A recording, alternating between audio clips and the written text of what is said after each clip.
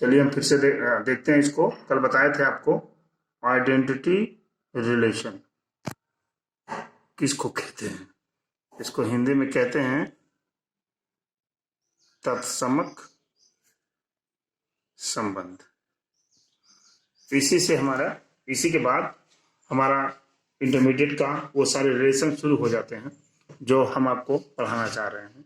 चलिए, identity relation हमने बताया था कि अगर कोई सेट ए हो और सेट ए बराबर अगर हो ए इज एलिमेंट ऑफ ए, यानी ए हो और ए किसका एलिमेंट हो, उसी सेट का एलिमेंट हो। हम इसको इस तरह से नहीं समझ पा रहे हैं, लेकिन अगर कोई एग्जाम्पल्स ले लेते हैं तो बहुत अच्छी तरीके से हम समझ पाते हैं। मान लीजिए कोई एग्जाम्पल्स मैंने ले लिया, जैसे मान लीजिए ए इक्वल टू 1 2 3, ये हो गया एक रिलेशन। इसमें हमने रिलेशन बनाया R1 इक्वल टू, मैंने बताया था कल आपको, अगर 1 के साथ 1 1 का, 2 के साथ 2 2 का, 3 के साथ 3 3 का, अगर ये बन जाता है तो आप कहेंगे कि ये आइडेंटिटी रिलेशन। अच्छा, मान लीजिए एक और संबंध हमने बना दिया इसी में, 1 1 2 2 और 1 4 मैंने बना दिया। एक तीसरा रिलेशन हमने बनाया आपका यहीं पर, एक बना दिया 1 1 2 2 3 3 और 1 3 हमने बना दिया। हमने कहा इसमें आप ये बताइए कौन सा आइडेंटिटी होगा। तो आइडेंटिटी मैंने आपको बताया था ए है ना, मतलब ए का ए के साथ ही, ए का ए के साथ ही हो, यानी 1 का 1 के साथ है, 2 का 2 के साथ है, 3 का 3 के साथ है, तो ये हो जाएगा आइडेंटिटी रिलेशन। इस प्रकार का रिलेशन क्या हो जाएगा, आइडेंटिटी रिलेशन। और R2 में जब हम जाएंगे तो R2 में देखेंगे 1 1 है, 2 2 है, 1 4 है। 1 का 1 के साथ है तो 2 के साथ, 2 का 2 के साथ तो है, लेकिन 3 का नहीं मिल रहा है, तो यहां लिखेंगे कि 3 3 is not belongs to R2, इसलिए ये आइडेंटिटी रिलेशन नहीं होगा। तीसरे पर चलेंगे, 1 1 है, 2 2 है, 3 3 है, लेकिन 1 3 चूंकि ऐड हो गया है, इसलिए ये भी आइडेंटिटी मैट्रिक्स आइडेंटिटी रिलेशन नहीं होगा। अब हम आगे चलते हैं, जो आपको इंटरमीडिएट में बेस पर पढ़ना है बिल्कुल, और हम उसी को बताने जा रहे हैं आपको, ध्यानपूर्वक समझिएगा। अगर ये सारे रिलेशंस आप अच्छी तरीके से जान गए तो नो डाउट सारे क्वेश्चंस को यू कैन सॉल्व। देखते हैं, पहला है रिफ्लेक्सिव रिलेशन। रिफ्लेक्सिव रिलेशन की हिंदी होती है स्वतुल्य संबंध। स्वतुल्य संबंध।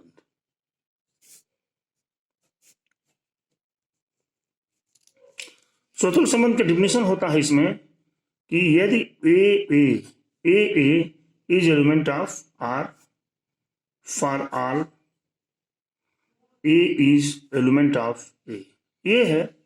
इसको हम उतना बढ़िया से नहीं समझ पा रहे हैं, लेकिन अगर जब हम कोई एग्जांपल्स लेंगे तो तुरंत आप इस चीज को समझ जाएंगे। एक एग्जांपल्स मैंने ले लिया, मान लिया ए इक्वल टू 1 2 3, हमने इसी के साथ रिलेशन लिया R1, एक दूसरा रिलेशन R2, एक तीसरा रिलेशन मैंने लिया R3। R1 का रिलेशन मैंने लिया जब 1 1 2 2 3 3 1 3 2 1। एक और रिलेशन मैंने लिया 1 1 3 3 2 1 3 2, और एक हमने ले लिया यहाँ हमने एक रिलेशन और लिया, वो हमने लिया 1 1 2 2 और 3 3। यहाँ देखते हैं, अब तक हम दो चीजों की स्टडी कर चुके हैं, उन स्टडी करने वाले चलते हैं। एक तो हमने देखा था यहाँ आइए मतलब होता है आइडेंटिटी रिलेशन, और एक होता है रिफ्लेक्सिव रिलेशन। देखते हैं इसमें से तीनों में से कौन क्या क्या है, उसको छांटेंगे हम। पहले को जो हम विचार करते हैं R1 को, R1 में 1 1 2 2 3 3, यहां तक तो आइडेंटिटी मैट्रिक्स है, और आइडेंटिटी मैट्रिक्स के साथ जब 1 3 और 2 n जुटेगा तो आइडेंटिटी मैट्रिक्स तो नहीं होगा, क्योंकि आइडेंटिटी मैट्रिक्स में इतना चाहिए था, इसके साथ दोनों, क्योंकि ये दोनों आ चुके हैं इसलिए आइडेंटिटी मैट्रिक्स ये नहीं होगा। रिफ्लेक्सिव पे चलते हैं तो रिफ्लेक्सिव है ना। एक चीज बता दें आपको, रिफ्लेक्सिव होने के लिए सबसे पहले उस रिलेशन को आइडेंटिटी होना जरूरी है। तो यहां तक तो आइडेंटिटी है, और चूंकि ये दोनों जुट गया है इसलिए रिफ्लेक्सिव हो जाएगा। आज ऊपर चलते हैं, यहाँ 1 1 3 3 2 1 3 2, ये रिफ्लेक्सिव हो जाता, लेकिन हमने आपको बताया कि रिफ्लेक्सिव होने के लिए सबसे पहले आइडेंटिटी होना जरूरी है।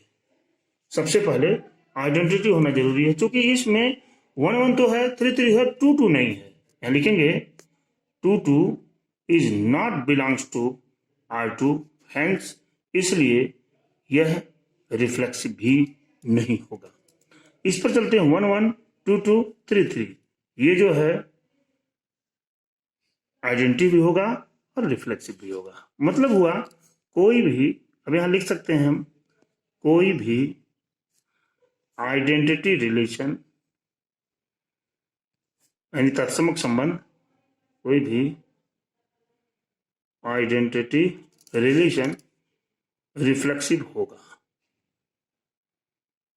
रिफ्लेक्सिव होगा। लेकिन कोई भी रिफ्लेक्सिव रिलेशन, कोई भी स्वतुल्य रिलेशन आइडेंटिटी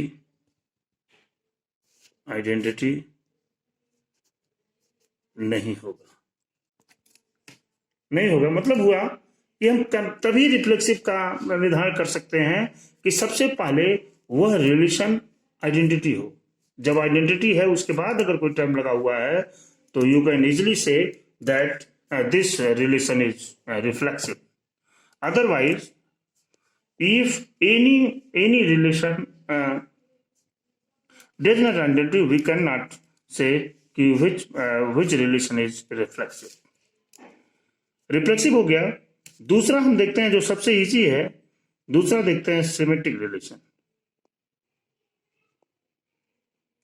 सिमेट्रिक रिलेशन की हिंदी में कहते हैं सममित संबंध। आपने बहुत सारा हाई स्कूल में 9th में सममित ज्योमेट्री में भी पढ़ा होगा आपने, तमाम से रिलेशंस मिले होंगे आपके सिमेट्रिक के।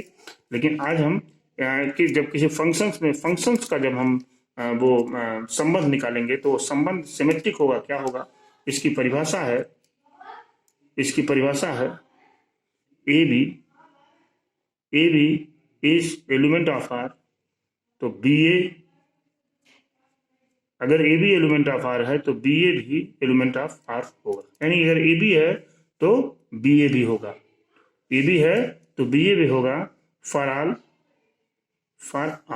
का मतलब होता है कि ये ए और बी दोनों सेट हमने लिखे, ये सेट से होगा, उस सेट से बिलोंग करेगा। और उस सेट के कार्टेशियन प्रोडक्ट, मैंने बार बार बताया था आपको, यहाँ पर जो भी रिलेशन मिलेंगे वो आपके कार्टेशियन प्रोडक्ट यानी कार्तिक गुणन का ही एक रिलेशन होगा। तो यहाँ पे हमने लिखते हैं, इसको हम देखिए, इसको इस तरह से नहीं समझ पा रहे हैं, लेकिन अगर हम यहाँ पर कोई एग्जाम्पल से लेंगे तो हम इस चीज को बहुत आसानी से समझ सकते हैं। माना लेट ए इक्वल टू 1 2 3 4, हमने ले लिया और इसी के साथ हमने रिलेशन बनाया R1 R2 एंड R3। तीन रिलेशन हमने बनाया। यहाँ पर एक रिलेशन को मैंने लिया 1 3, फिर 1 4, फिर 3 1, फिर 2 2, फिर 4 1, हमने एक रिलेशन बनाया। दूसरा रिलेशन हमने बनाया यहाँ पर 1 1 2 2 3 3 और 1 3, और हमें यहाँ R3 बनाया एक रिलेशन 1 2 2 1 और 1 1, इसके बाद 2 2, इसके बाद 3 3 3 3। इसको हम पहचानते हैं। हम यहाँ सिमेट्रिक पढ़ रहे हैं, लेकिन ऊपर हम 2 और पढ़ चुके हैं। ये हमने बना दिया 3, इसमें 3 खाना मैंने बना दिया। इसमें ये आइडेंटिटी रिलेशन होगा कि नहीं होगा, रिफ्लेक्सिव को भी पहचानेंगे इसमें। इसके बाद इसमें हम सिमेट्रिक को भी पहचानेंगे कि ये सिमेट्रिक होगा कि नहीं होगा। सबसे पहले पर हम ध्यान देते हैं 1 3 1 4 3 1 2 2 4 1, है ना। चलिए, सिमेट्रिक की डिफिनेशन क्या थी। सबसे पहले ये आइडेंटिटी तो नहीं है। आइडेंटिटी मैंने बताया था आपको, 1 के साथ 1 का होना चाहिए, 2 के साथ 2 का, 3 के साथ 3 का, 4 के साथ 4 का होना चाहिए। इस रिलेशन में ऐसा कुछ दिखाई नहीं दे रहा है, इसलिए ये आइडेंटिटी रिलेशन नहीं होगा। रिफ्लेक्सिव ने बताया था कि रिफ्लेक्सिव होने के लिए सर्वप्रथम उस रिलेशन को आइडेंटिटी होना चाहिए। चूंकि आइडेंटिटी नहीं है, इसलिए रिफ्लेक्सिव भी नहीं होगा। चलिए सिमेट्रिक चेक करते हैं। सिमेट्रिक का है ए बी, अगर ए बी है तो बी ए भी होगा। 1 3 है तो क्या 3 1 है कि नहीं है, 3 1 है। देखिए 1 3 यहाँ है तो 3 1 यहाँ है, 1 4 यहाँ है, 4 1 वहाँ है, 2 2 2 2 2 2 2 दोनों है तो दोनों होगा, इधर उधर से भी होगा, दोनों होगा, इसलिए ये सिमेट्रिक हो जाएगा। इस पर देखते हैं 1 1 2 2 3 3 4 4। देखिए 1 1 2 2 3 3 1 3। ये देखिए आइडेंटिटी नहीं है, क्योंकि यहाँ पर 4 4 is not belongs to R2। यहाँ चूंकि 4 4 नहीं है, इसलिए ये आइडेंटिटी भी नहीं होगा। अब फिर हमने बताया आपको कि आइडेंटिटी रिलेशन होने के लिए रिफ्लेक्सिव चाहिए, क्योंकि आइडेंटिटी जब नहीं होगा तो रिफ्लेक्सिव भी नहीं है। सिमेट्रिक चेक करते हैं, 1 1 है तो 1 1 2 2 3 3 1 3 है तो क्या 3 1 है, नहीं है, तो इसलिए ये सिमेट्रिक भी नहीं होगा। अगला चलते हैं 1 2, आइडेंटिटी तो नहीं है ये। आइडेंटिटी रिफ्लेक्सिव होने के लिए आइडेंटिटी जरूरी है, तो आइडेंटिटी नहीं है, इसलिए ये भी नहीं है। चलिए इसको चेक करते हैं सिमेट्रिक को। 1 2 2 1 भी है, 1 1 तो हो ही जाएगा, 2 2 हो जाएगा, इसलिए सिमेट्रिक है। अब हम सबसे थोड़ा सा ये इस बात को समझने का प्रयास ज़्यादा करना पड़ेगा, क्योंकि ये थोड़ा सा डिफिकल्ट पड़ता है ट्रांजिटिव को समझना। जल्दी ये चीज़ मैं क्लियर करने की कोशिश बहुत अच्छी तरीके से आपको करने का प्रयास करता हूँ। आप इसको समझिएगा अगले वीडियो में।